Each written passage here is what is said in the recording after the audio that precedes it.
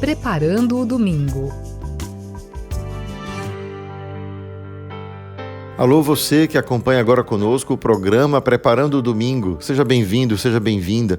Eu sou Carlos André e nós vamos juntos refletir os textos desta liturgia do primeiro domingo do Advento.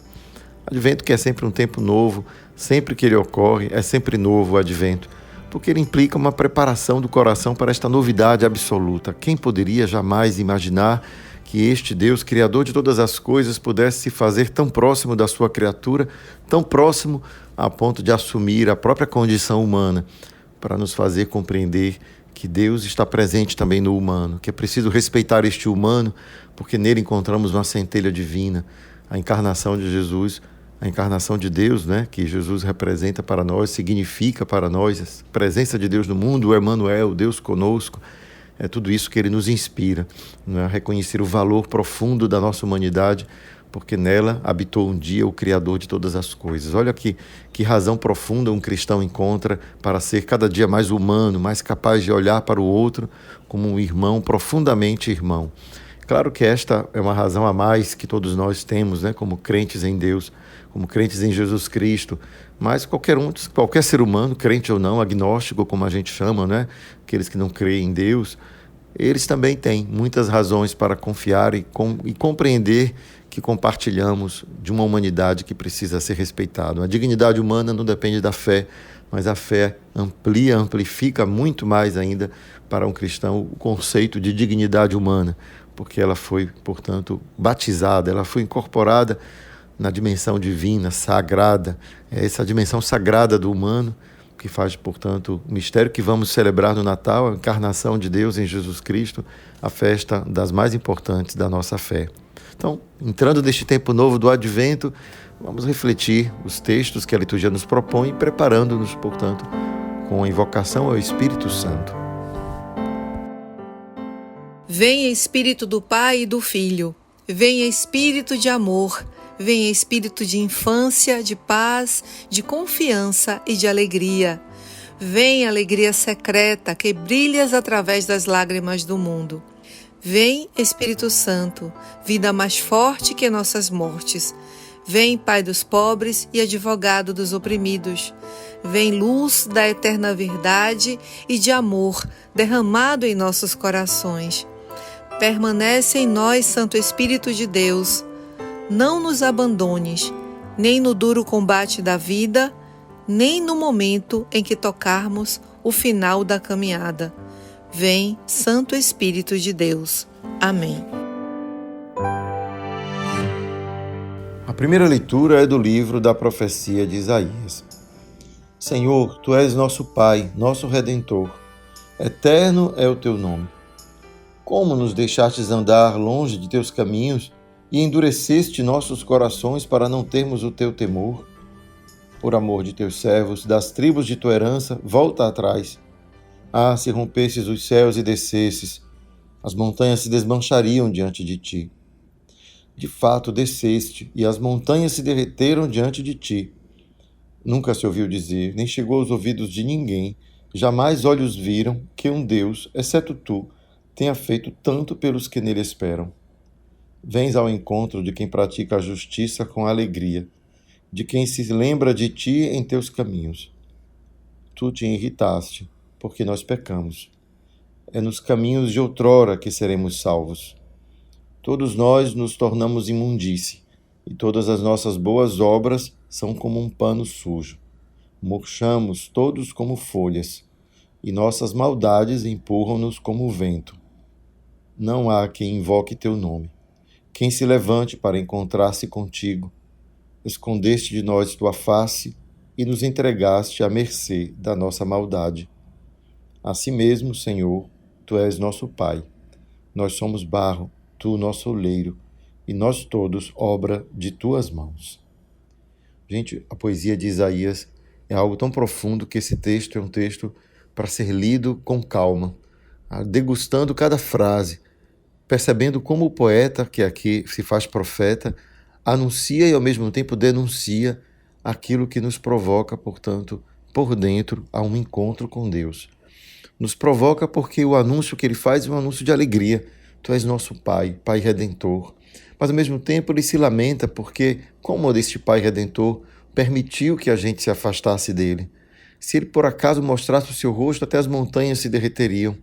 E ao mesmo tempo ele reconhece, de fato as montanhas se derreteram, porque ele recorda então o momento em que Moisés, subindo a montanha, ela fumegava e tremia, e tudo aquilo fazia a manifestação de Deus junto a Moisés ser também conhecida pelo povo que tinha ficado no acampamento. Portanto, Deus se manifestou. Deus esteve entre nós, ele vai dizer, esse profeta, quando Moisés sob a montanha recebeu as tábuas da lei, portanto fez este encontro. Esta imagem poética, lindíssima, de um encontro com Deus que faz tremer a terra e derreter as montanhas, é aqui de novo recuperada pelo profeta, para mostrar quanto Deus já fez pelo seu povo, dando-lhes as leis, isto é, dando a eles norte, caminho para poder encontrar a felicidade. Portanto, ele já interpreta essa lei não como uma obrigação de um Deus ciumento, mas um caminho de vida, um caminho de sabedoria. Queres encontrar a felicidade? Queres não ficar errante por aí? Segue os mandamentos. É isso que ele está dizendo. Mas aí depois ele diz, mas não, nós não fizemos isso. Fizemos o contrário. Deixamos que a maldade crescesse no coração. E aí ele diz, Deus se retira diante da maldade. E aí quando Deus se retira diante da maldade, o que acontece? Acontece aquilo que é típico da maldade, a destruição, a morte. É isso que o profeta está fazendo, uma leitura da história e vendo o quanto não foi suficiente que Deus se manifestasse a este povo para que ele pudesse seguir os seus caminhos, que ainda assim fomos resistentes a isso, endurecemos o nosso coração. Então é um poema que nos faz recordar o caminho de vida de cada um de nós, quando nos damos conta de quantas coisas Deus já realizou em nossa vida, desde que nascemos, né? A própria alegria do nosso nascimento, a nossa existência. Poderíamos não existir e, no entanto, existimos. Poderíamos não estar aqui, no entanto, estamos. Poderíamos não reconhecer Deus como nosso Deus, o Pai amoroso, e, no entanto, sabemos que Ele é este Pai amoroso. E tudo isso faz a gente perceber o quanto o nosso coração já estaria suficientemente instruído para perceber onde é que está a nossa alegria? Aonde pode estar a nossa satisfação? E ele vai ainda dizer que não basta fazer a justiça, é a justiça com alegria, que é outro aspecto bonito que o poeta, profeta nos ensina. Não basta fazer as coisas porque o preceito da lei manda, é preciso segui-la com alegria. Não basta eu fazer as coisas que eu acho que é a vontade de Deus que eu faça, somente porque me sinto obrigado, quase que como uma camisa de força. Se eu não fizer isso, e a gente fica escrupuloso, ansioso, doente mentalmente, né? Quantas pessoas religiosas, digamos assim, acabam desenvolvendo uma religião doentia, feita de regras, de preceitos, de obrigações. E o profeta diz, não, é preciso fazer com alegria. E o que a gente faz? Quando a gente faz com alegria alguma coisa, é porque aquela coisa cai no nosso coração como algo que é como uma mão numa luva, né? Nos acomoda, nos tranquiliza, nos sereniza, traz paz, traz serenidade e alegria. Portanto, quando uma religiosidade não traz paz e alegria, é para a gente colocar em dúvida se estamos realmente seguindo a Deus ou sendo escravos, quem sabe, de nossos escrúpulos, quem sabe aí de tantas patologias psicológicas que ao longo da vida a gente vai acumulando e que a religião pode em algum momento camuflar, não é? Colocar assim um pano em cima e a gente prefere não olhar para si mesmo, não ver que precisa fazer um caminho de encontro consigo para que este encontro com Deus seja autêntico. Então, olha quanta coisa pode dar origem àquilo que chamamos de pecado. Né? O pecado não é uma regra que nós infringimos e por isso deixamos Deus zangado conosco. Esse é um jeito tão infantil de pensar a religião, que é bem parecido com o jeito quando a gente era criança, não é? Que pai e mãe deixam uma regra e a gente, quando infringe aquela regra, a gente fica com medo de ser punido pelo pai e pela mãe, aí começamos a ser bonzinhos só para que a gente possa escapar da punição.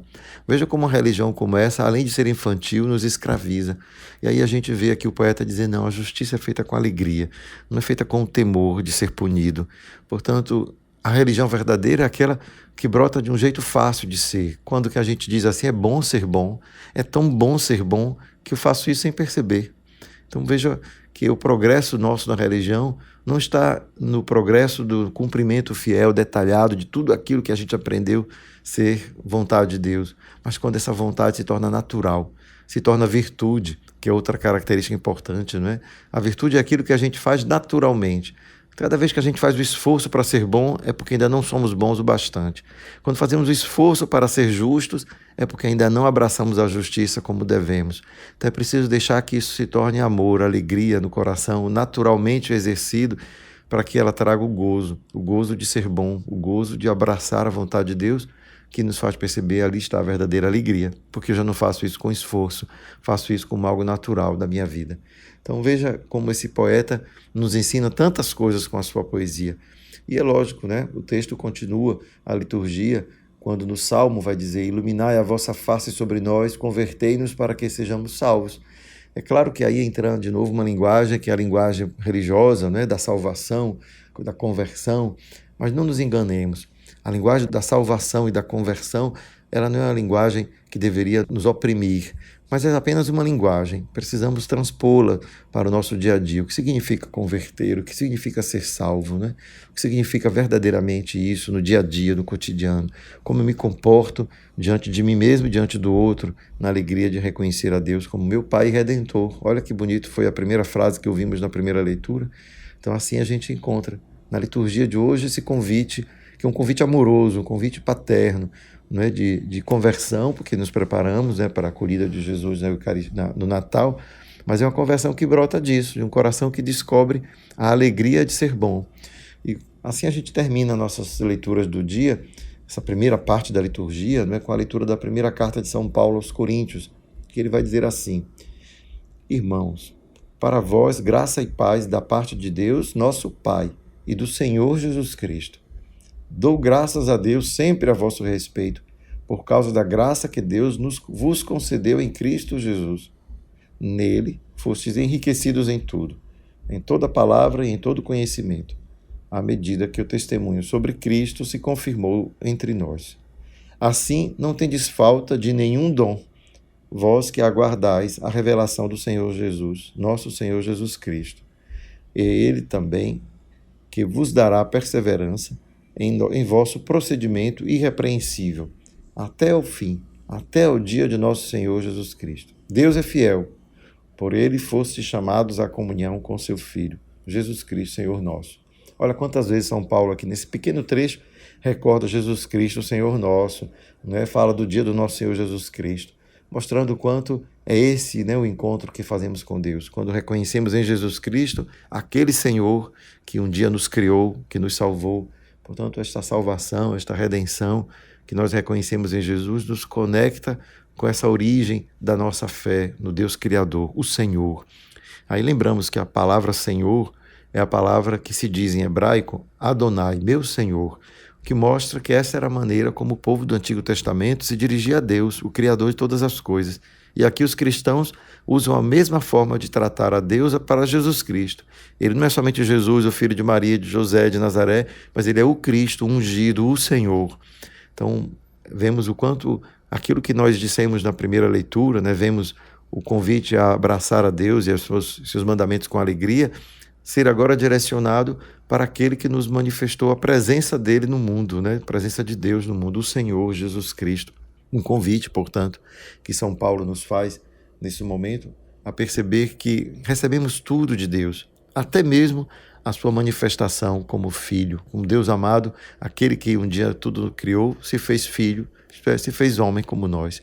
Essa expectativa faz ainda crescer mais no nosso coração esse amor e carinho por aquele que nos criou. Não só nos criou, mas nos acompanha, está conosco, está em nosso meio, é o Deus conosco, Emmanuel.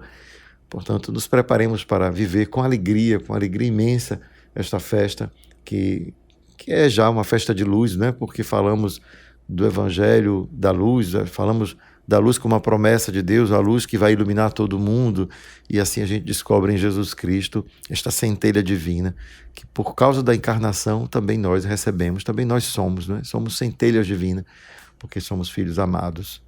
Vamos então agora nos preparar a escutar o Evangelho, a palavra de Jesus. Aleluia, aleluia, aleluia, aleluia, aleluia, aleluia, aleluia, aleluia.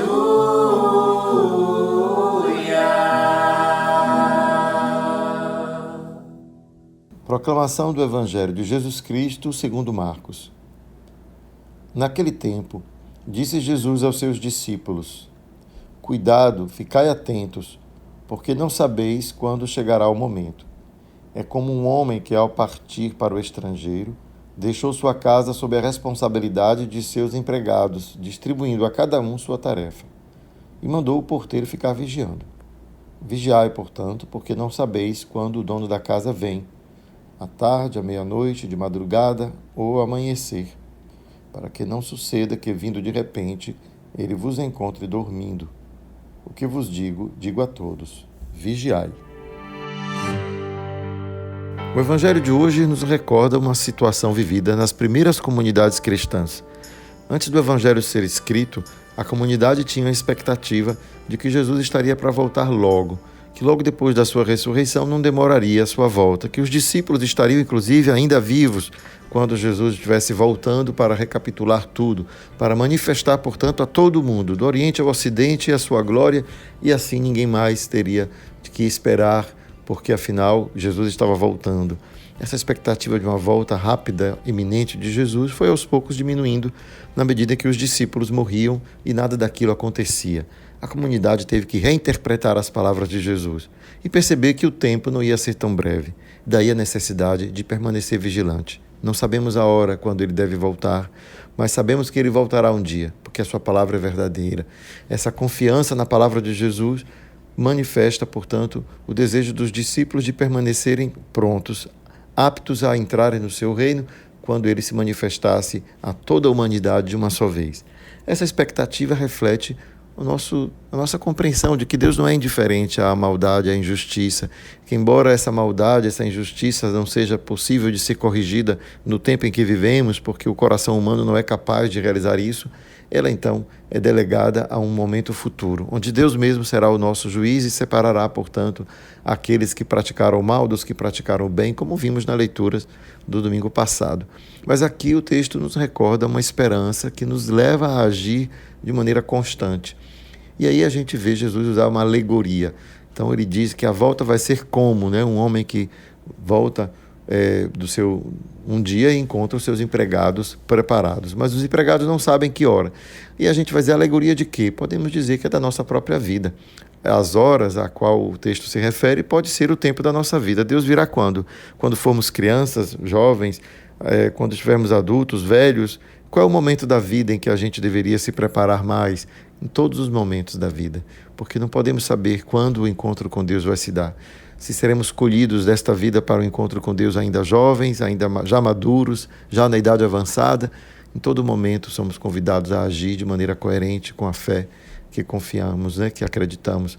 Por isso, Deus nos convida aqui a perceber que a felicidade que buscamos, ela não deve ser esperada apenas para algum momento do nosso destino, mas a todo momento.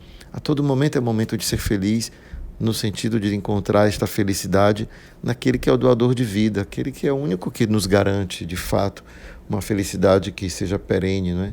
Que nos dê respostas. Não à toa vemos como no nosso tempo vemos galopar situações em que o falta de sentido da vida alcança qualquer idade. Falta de sentido da vida pode alcançar uma criança que perdeu, quem sabe, seus pais ou algum amiguinho de maneira trágica e que aquilo impactou e ela perde o sentido da vida, ela vai definhando. E a gente pode ver isso em um jovem adolescente ou em um adulto, em um velho, essa falta de sentido da vida que faz a gente perder a esperança, faz a gente perder o norte, perder o chão, que é aquele chão que é o chão que faz a gente pisar firme, né? Aquela confiança interior de que, embora as coisas possam nem sempre sair como a gente planejou, elas têm um destino. Embora não seja exatamente como a gente sonhou, mas a gente pode ser feliz aqui da maneira como for possível. Isso tudo faz a gente notar que o caminho que Jesus nos convida a viver é um caminho de expectativa, mas não uma expectativa ansiosa.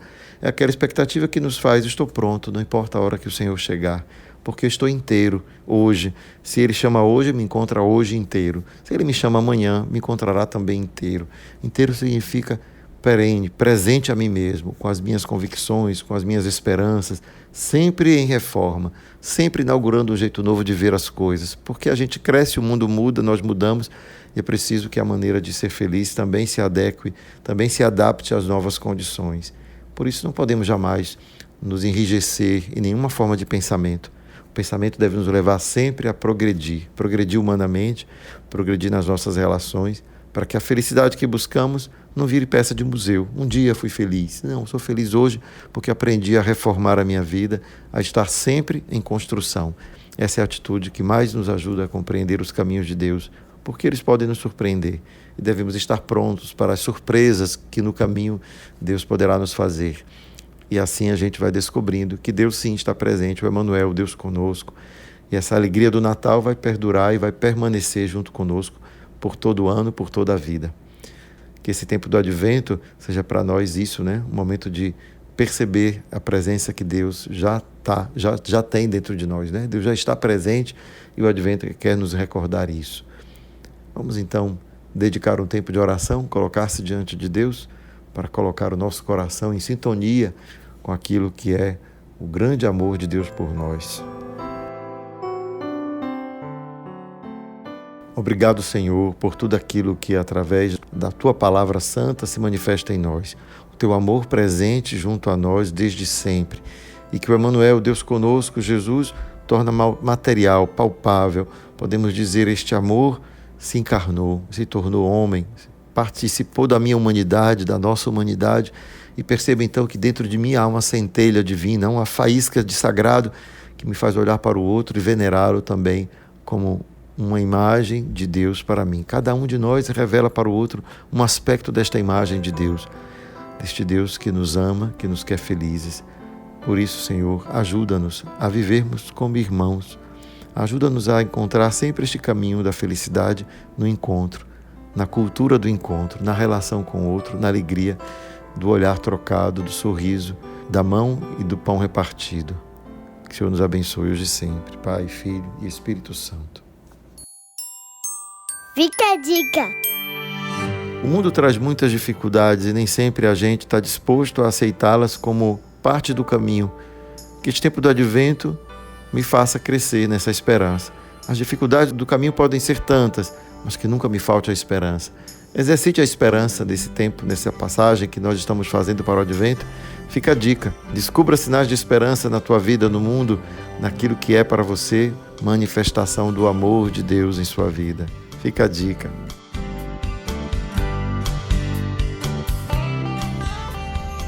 Preparando o domingo.